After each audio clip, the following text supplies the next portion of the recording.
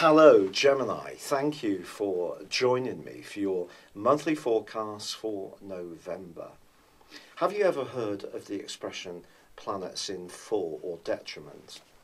Well, this month there are two planets in detriment, and one of them is your ruling planet of Mercury. But it's very important to understand that even if this does happen, there still can be positivity. Mars for you is actually in a great location in terms of your personal expression. Your energy is given a lot of sex appeal right through the spine of November, and it's possible that you're going to be in demand because of this. Also, Mercury, once it moves on the 6th and goes into your opposite sign of Sagittarius, can help you to just be a little bit sharper about how you tune into other people's viewpoints. But technically, once again, it is in detriment. But at the very start of this month, the Sun and Mercury are in a very practical part of your situation. One which is asking you to think about work, health, diet, life organisation, and the sense that you're really on top of things. Now, if you're someone who's very well organised, this may not be an obvious manifestation. It could come out more in terms of how much you do for other people, how sacrificing you are, how much you help those who are less fortunate. And in fact, with the Sun forging a beautiful link with Neptune in the first week, you may indeed find yourself doing a good deed for a good cause.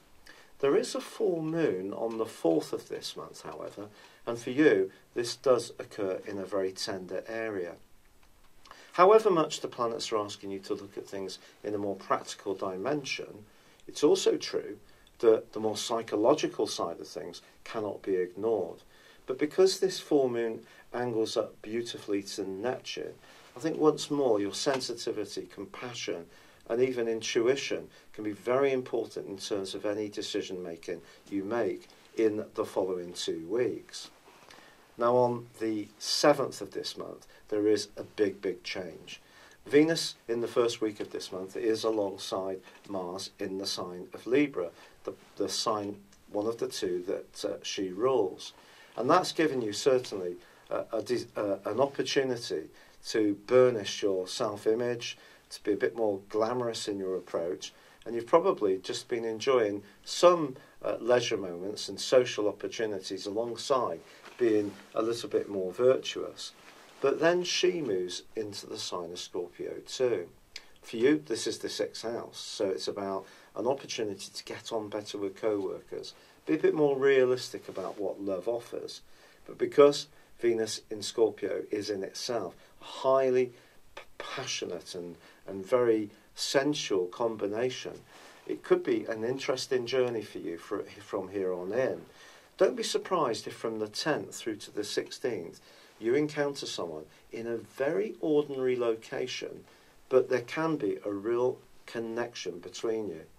This connection can actually grow into something very special.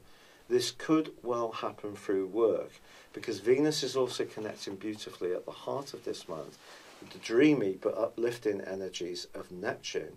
So just because you meet someone in a very ordinary location, like maybe it could be an ATM, it could be in the queue at the supermarket or at the petrol station or gas station, it doesn't mean to say that you can't start chatting and have that instant magnetism. This is entirely possible because Venus is going to be combining with Jupiter from the 10th to the 16th, and Jupiter is giving you a lot of good fortune, or the potential for good fortune and improved health over the next year.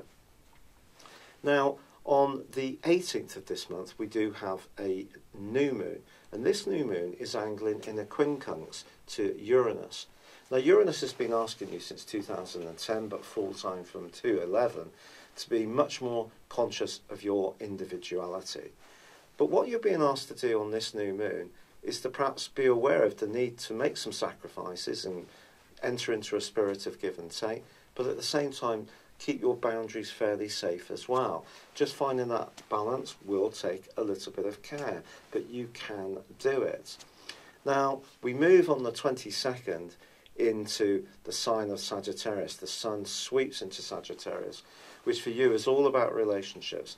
And the last 10 days of this month can certainly be a fascinating time for you, especially with Venus still in the deep passionate and sensual Scorpio. But what goes on is that Mercury forges a brilliant angle with Uranus in the last week of this month, but it's also connecting in a very profound way with Saturn in the sign of Sagittarius. If you meet someone or have met someone earlier in this month and there's a meeting of minds as well as outlook, then you really should cling on to this person with a great deal of force, because this person may have something about them that really excites you and stimulates you, and yet there could be a stability about the relationship as well. If you're in a relationship which is not working so well, however, the clash between Mars and Pluto from the 14th to the 24th could be quite decisive. These two are the power planets. Certainly they're the rulers of Scorpio, and Pluto is very much the outer planet of the Zodiac. It's very much about transformation, but it can bring secrets up out into the open. If there is a relationship you're in which is really struggling, I think the combination of these two, which can be a very violent struggle in a way between them, which may be manifested by arguments, possessiveness, jealousy, control issues, and then Mercury going alongside Saturn, suggests to me that if something really isn't working, then it may be time to leave. And that's where perhaps Uranus is playing into this new moon. It's all very well being committed and being staunch, but not if we're losing our identity. And that could be something that you're thinking about as this month draws to a close. But as Mars goes opposite Uranus, you can certainly be very outspoken, but also you can be dazzled by someone very exciting who's perhaps different, left field, but certainly not dull to be with. Or perhaps you're the one who's going to bring that energy to a group of people or an individual that you encounter. It's been a real pleasure being with you. Thank you for joining me. Good luck, and goodbye for now. Hello, thank you so much for watching my video. I'd love you to join me at my Horoscope Ace app. You can find this at www.horoscope-ace.com. You can use it through Android, iOS, Apple or Facebook. Check out your ascendant or your moon sign, or download your free birth chart. There's all your favourite videos, plus there are daily, weekly, monthly and yearly horoscopes for general, love, Chinese and Indian astrology. If your passion is tarot, there's my brilliant 3-card money or love tarot readings too. And it's all there at www.horoscope-ace.com. Thank you.